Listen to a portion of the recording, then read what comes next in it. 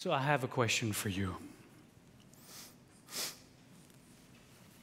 Have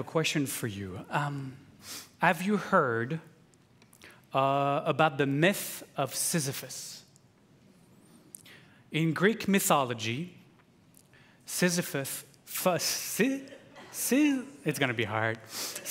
is a Corinthian king who defied the gods and managed to put death in chains so that no human would ever die again.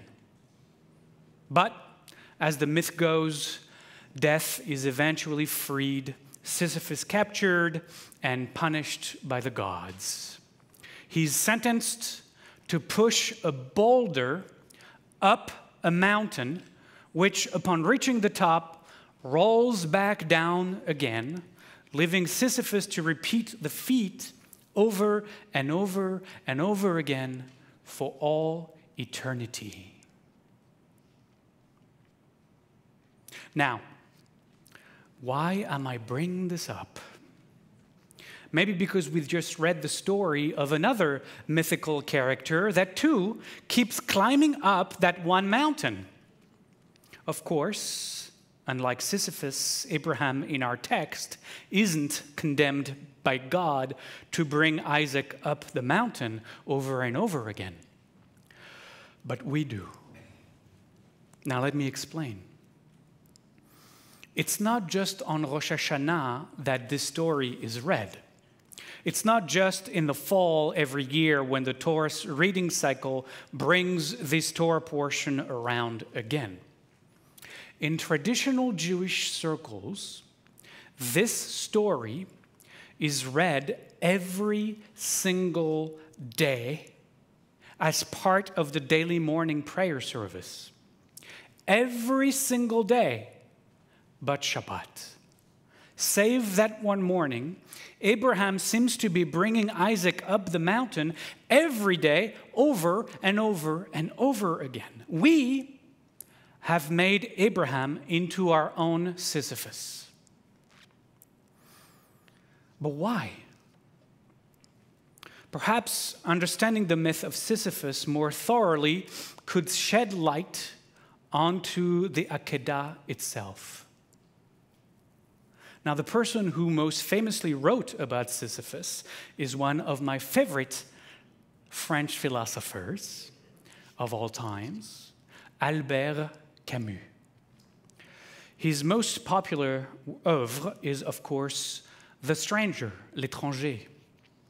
But he also wrote a book titled The Myth of Sisyphus, where, in this book, he lays out the principle of his philosophy of the absurd. Long philosophical treatise short, the philosophy of the absurd discusses humanity's need to attribute meaning to life, only to be met by what Camus calls the unreasonable silence of the universe. To him, the absurd lies at the crossroad between the human yearning for meaning and permanence and a meaningless, impermanent, ever-changing world. The absurd arises, writes Camus, when the human mind and its appetite for the absolute and for unity meets, and I still quote, the impossibility of reducing this world to a rational and reasonable principle. Now, every year for my Dvar Torah on the Akedah, I try and make meaning out of this meaning-defying story.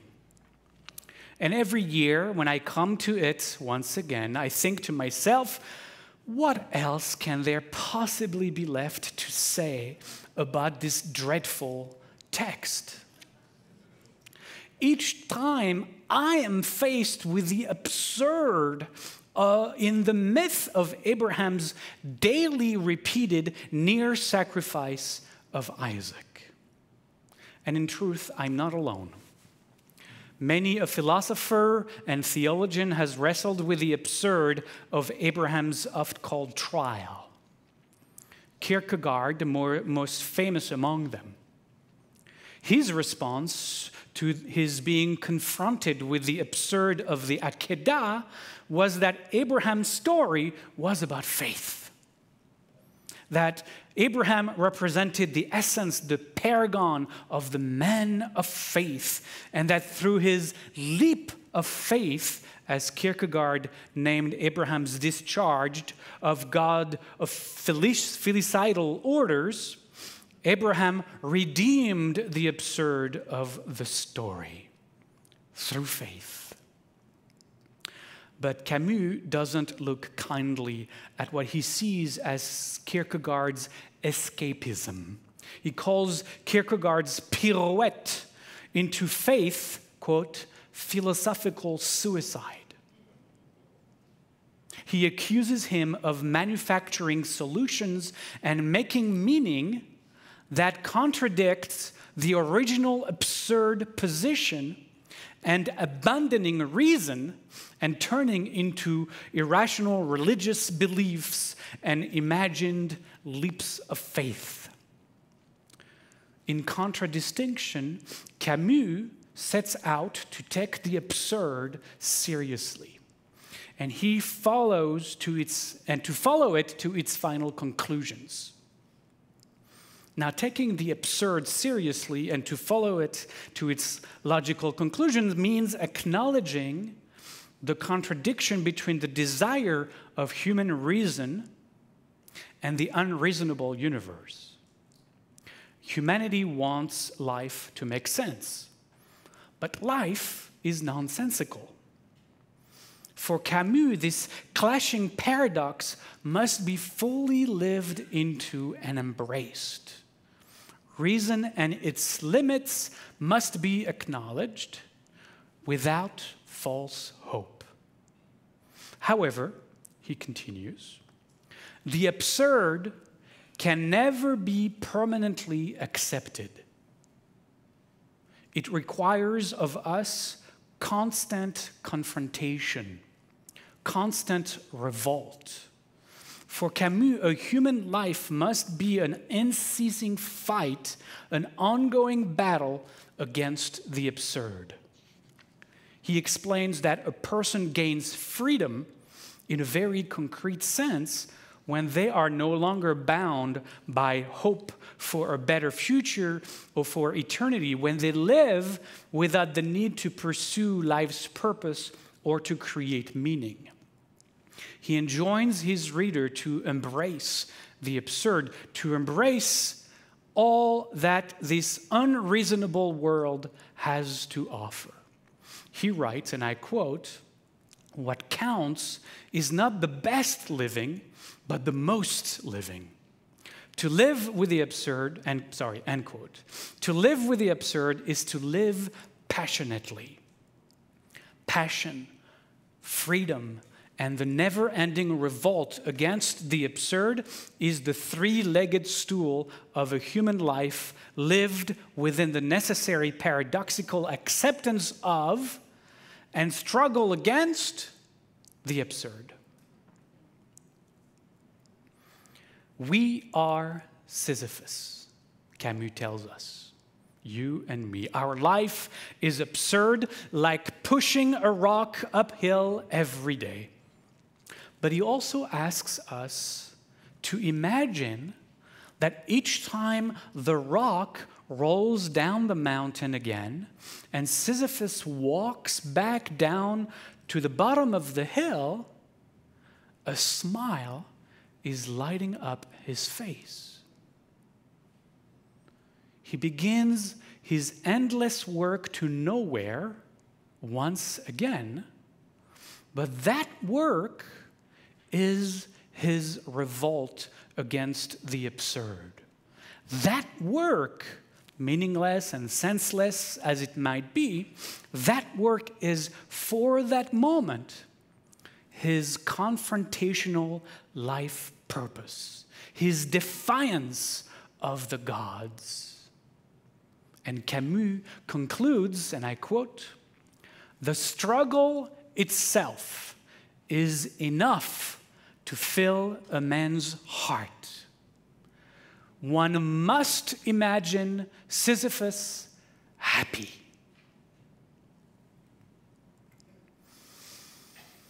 Okay. So this is our life. It's what it is. Random, mostly chaotic, ever-changing, at the mercy of the elements and forces, visible and invisible, that continuously impact us. And it would be what it would be if the human mind didn't want it to be other than it is. Life becomes absurd for us, as Camus told us, because we want it to be different than it is. It is our need for meaning, for purpose, for fairness, for predictability, for reason, for control and order that causes us to see life as absurd. Because we want life to make human sense, we revolt against our perceived nonsensicality. But understand, this is all happening in our minds. So do you see what the problem is? The problem isn't life or the universe. The problem is the mind. The problem is the mind's relation with the universe. The problem is the mind's relation with life. The mind creates the absurd and then revolts against it. To me, this is where the rational philosophy of Camus and of the existentialists, by extension, falls short.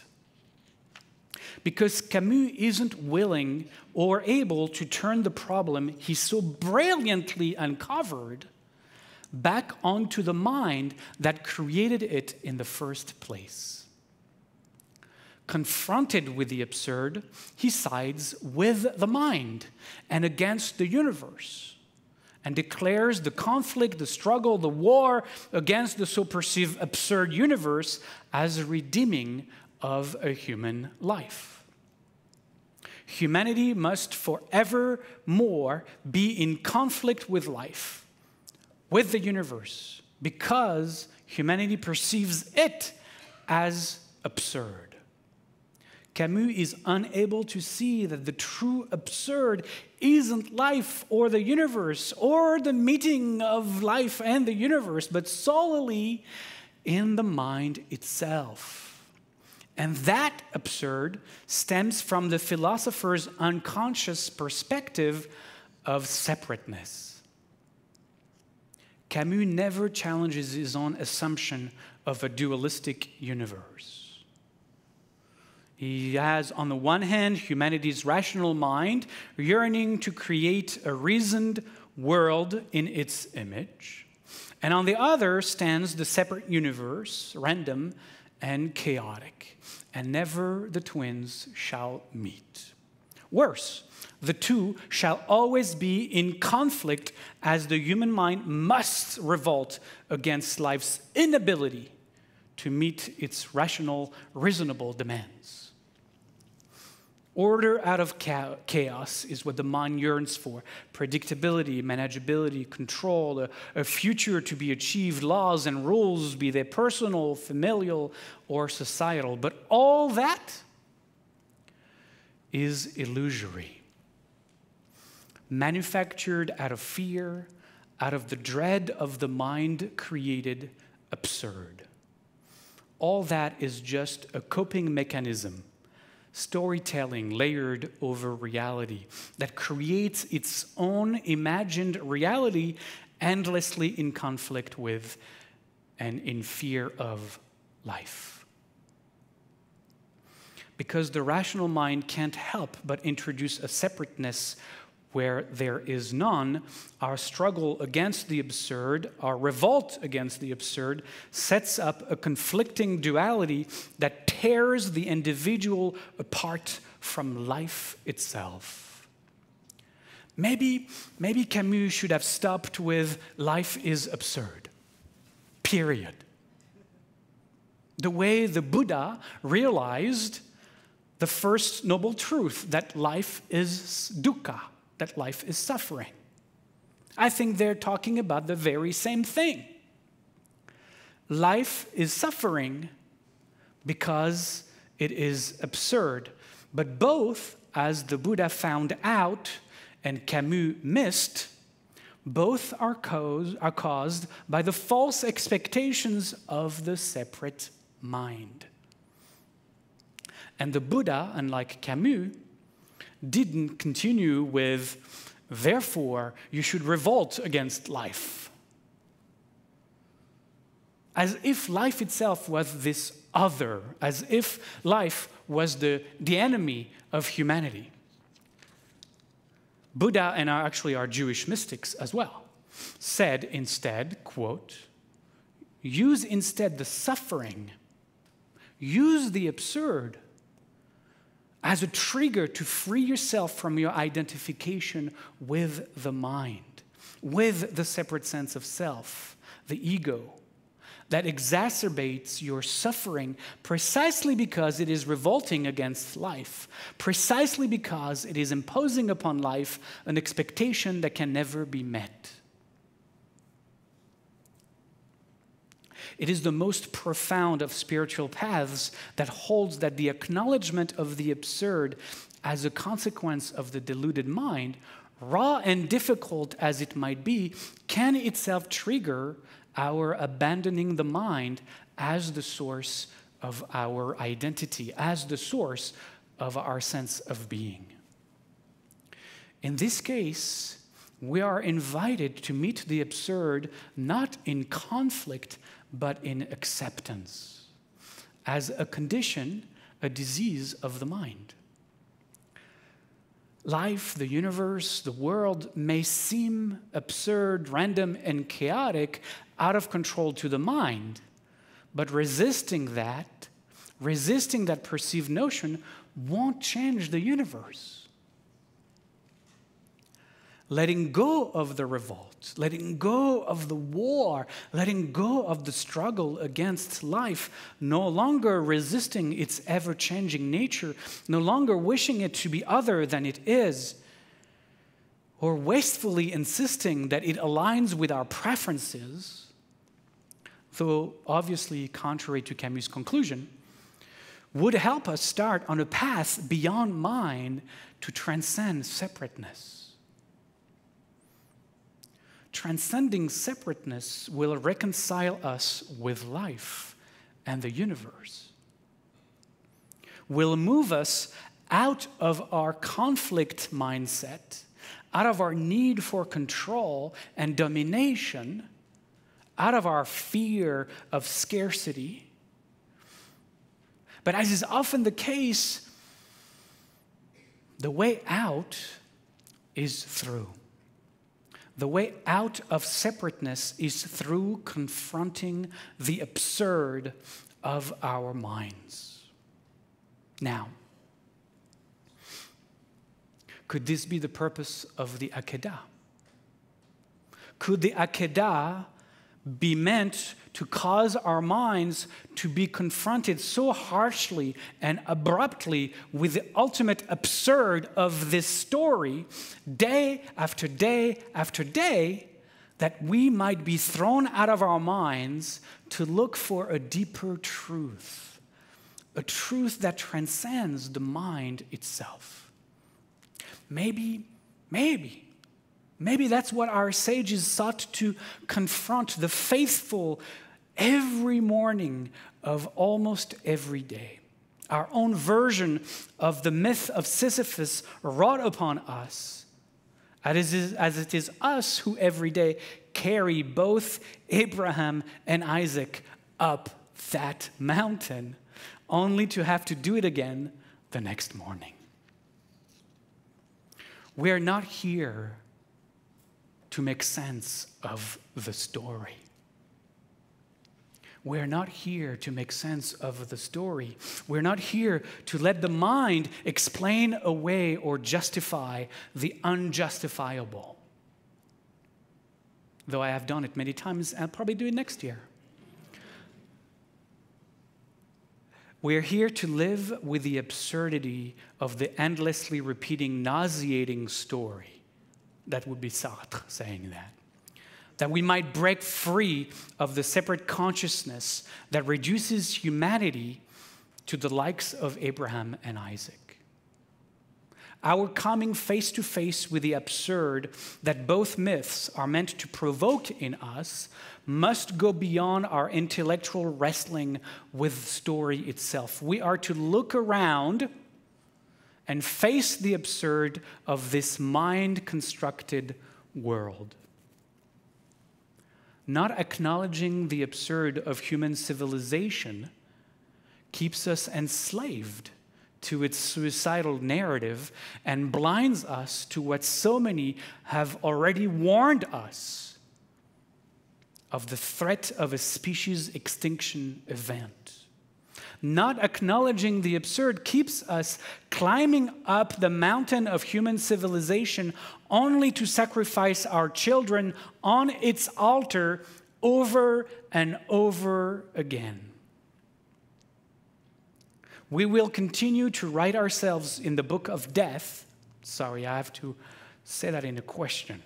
Will we continue to write ourselves in the book of death, or will we face the absurd of our civilization and finally reach the breaking point necessary to effect a civilizational turnaround?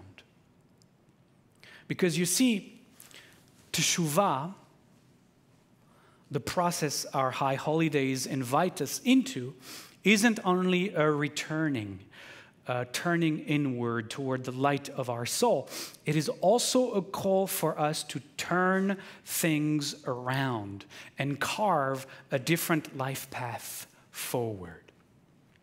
We must acknowledge the absurd and let that bring us to our breaking point.